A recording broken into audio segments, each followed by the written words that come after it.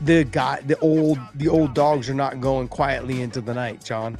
They're still sticking around. You know, not all of them are walking off into the sunset like Dustin Poirier. Like some of them are sticking around and making it difficult for these younger guys to make a name for themselves. The lightweight division to me has always been, since coming back in 2006, has kind of been the division that's helped carry the UFC. You have the lightweights, the 205. You know, there was obviously the heavyweights when Strikeforce came over as well. The heavyweight division was a pretty stacked division at that time. You know, Cain Velasquez, you know, you had Roy Nelson, you had you know, DC was at heavyweight at that time. Oh, And then you Bigfoot had Silva, you know, Yep. Overeem, all these guys, then Nogueira, you know, Antonio Nogueira. You had fighters that were there. And so what is that? I don't know what sorry guys. I don't know what that is either. And you know, like there was a lot of top talents, you know, in that lightweight division. I wouldn't say it was the Conor effect. I thought, you know, the guys were there already. Conor making the jump from 45 to 55.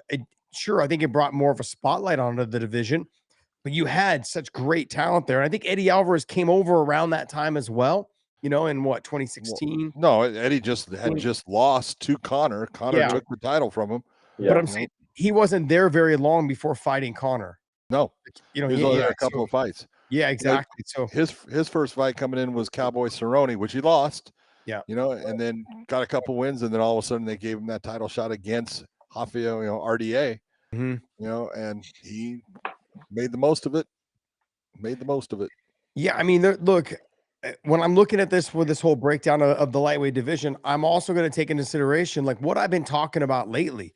Take a look at all those fighters. They're all dogs. And John, we've had this conversation about this last card that just happened over the weekend.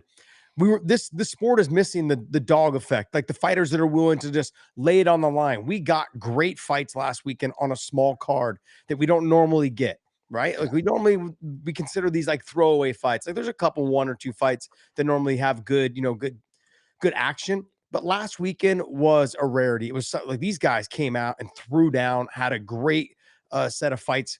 These are the guys, though, in the lightweight division. The history has shown, you know, Conor was, I wouldn't say he was a dog, but he was someone that he looked beautiful out there when he was fighting. I know that's kind of lame to say. Conor, well, let's be honest. Conor was a fantastic hammer. When Conor was rolling and things were going good, he was very good. You know, his fight against Eddie Alvarez was one of the best overall performances, you want to say, from a challenger facing a champion. I mean, he dominated that fight. Yeah. You know, but it did prove out, you know, at times with Conor that, you know, he wasn't a great nail. And sometimes, you know, it's never easy to be the nail, but there's a lot of guys that are in that. You take a look at the Justin Gaethjes and the Poiriers, they'll be the nail for a while just to get themselves to that point where they can, you know, take it over and be the hammer. And he is. When he fought Conor, he was the nail until Conor got tired of punching him in the face. That's right. You know, and so that's something, you know, within fighting that you can always look at, and you'll look at the guys that, you know, that guy will never quit. He won't. You got to punch him out. You got to choke him unconscious. You have to do something. He's never going to quit. You know, Tony Ferguson, let's be honest. Yeah. Take a look at Tony Ferguson on that list. Yes, he's the interim champion, I think, at the time. And Tony's a guy, he doesn't quit. He will never quit. You can knock him out. You can try to submit him. Take a look at Charles Oliveira when he did the armbar and how bad that hyperextension was. Tony Ferguson never tapped. He will never quit. And, you know, there is a separation, and it's not always, you know, who's the best guy, of who's going to be that dog that, you know, even when it's not going their way, they never quit in the fight. Yeah, I mean, look, Eddie Alvarez has been proven, like when he fought his fights with Michael Chandler, any other fights that we've ever seen, the Dustin Poirier fights, like he's not giving up. You're either putting him in him. He's not giving up, you know. And then even Edson Barboza, I mean, at moments like he's taken some beatings, whether it was from Khabib, whether like in a lot of Tony Ferguson, he had Tony Ferguson hurt. You know, who was Beneil Dariush? He was getting his ass kicked in the Beneil Dariush fight until he hit the flying knee and knocked out Beneil Dariush. I mean, there was fights that you saw with Barboza, like, damn. that guy is he's a dog. Like he's someone that will stand and trade. He looks exhausted, can barely keep his hands up. The way he holds his hands under his chin to kind of like keep himself to relax. Like those are all little tricks of the trade. I don't gotta say anything about Justin Gaethje. I mean, the guy's just proven time and time again that he's a dog. And you get into even some of those other guys, whether it's Ali Quinta, whether it's Michael whoever else. Johnson. Yeah, all those guys that were after that. There's been levels to the division. And in this era of lightweights, it was very, very impressive. These guys were all amazing. Khabib never really being the nail, mainly the hammer. But you know what I mean? But I mean, don't get me wrong, there was moments, in the Gleason Tebow fight where he was struggling in some situations. When he fought, was it Shalarus or what was his name? Yeah. Yeah, was it Kamal Shalarus? Yeah, when he fought him, just a very awkward style of having to fight him and just having to deal with, certain things. And even when he fought Abel Trujillo, all the wrestling he had to do, he set the record for the most takedowns in a fight because he couldn't hold Abel down. Abel was a lot tougher than we gave him credit for. We thought Abel was going to break because I cornered Khabib for that fight. I thought Abel was going to break in that fight after like the first round and a half of being thrown around by Khabib. Didn't break. Abel Trujillo was another dog, just a guy, just a tough fighter, good wrestler, strong and tough. I mean, these guys that weren't even in the top 15 were just animals, man.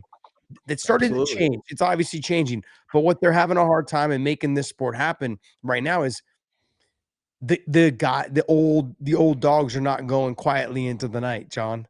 They're still sticking around. Not all of them are walking off into the sunset like Dustin Poirier. Like some of them are sticking around and making it difficult for these younger guys to make a name for themselves. And Justin Gaethje being one of them. And so Barboza is still around. I think he's still ranked in the top 15 or top 18, somewhere in there in the 145 pound division. So tough fighters all around. These guys are making some changes, but this was such a great time in the sport. Almost felt like it was. I don't want to say it was the golden era because I felt like the golden era was when Strikeforce and the UFC were separate. I felt like that was the golden era because there was so much Showtime going on and there was so much UFC going on. And it was the talking conversation was, oh man, I wish I had the heavyweights over here. I wish I had the lightweights over here. I wish there was that conversation to be had. And when we finally got it all together, it was exciting for 2-3 years. And then after that, it fizzled out. And this is where we're at now, is those old guys are still holding on strong.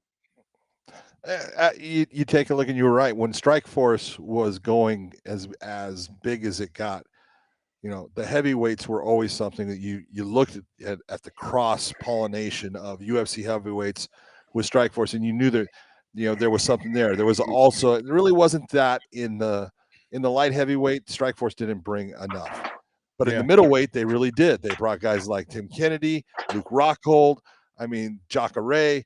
They brought over guys that really brought up the level of the UFC and really gave a good kick in the pants to that weight division. The lightweights was another one, and so there was several weight divisions that really, intensified what was occurring. Then Justin Gaethje coming over from the World Series of Fighting was just a beautiful boost to the lightweights. The lightweights have always performed, and that's the real thing. Let's be honest. In the beginning, people were complaining about the lightweights back in 2000, 2001. They were complaining that the fights were, going to decisions. They weren't as exciting as they wanted. And then, the UFC kind of, was getting rid of them and then brought them back. And ever since that point, the lightweights have always delivered. They deliver some of the best matchups, the best fights. And for the most part, you take a look, they're all dogs. They will all go to the end to try to get that win. And that's what fans are looking for. That's what promoters are looking for. I want guys that are going to give everything they have to get that win. And the lightweights have always performed. Yeah, I mean, like you got to look at guys like Spencer Fisher. I got to give him, man. He was just an animal, like a dog. Spencer Fisher, he had some phenomenal fights, and he had, if you remember, he had fights against guys that people not remember, but he, what was Sam Stout was one. Yeah, phenomenal fight. just a phenomenal fight against Sam Scott. He had Matt Weidman came into the UFC. His first fight was against Spencer. Matt Weidman was doing good in that fight for kicking a while. his ass. You know? He was kicking Yes, Spencer he Fisher's ass. was. And then That's right. flying knee, boom, just Up. done. Beautiful. Goodbye. So, you know, forget, you know, no one remembers Spencer, but he was a hell of a fighter. There was all these guys that are out there, you know, that they all gave a bit of themselves to make the UFC better, to make that lightweight division, that glamour division of the UFC. And I think it's really, you know, it was the light heavyweights for a long time with Chuck Liddell and Randy Couture and Vitor Belfort when he was a light heavyweight and all that, you know, that was glamour division, but the lightweights definitely was always there and kind of took it over.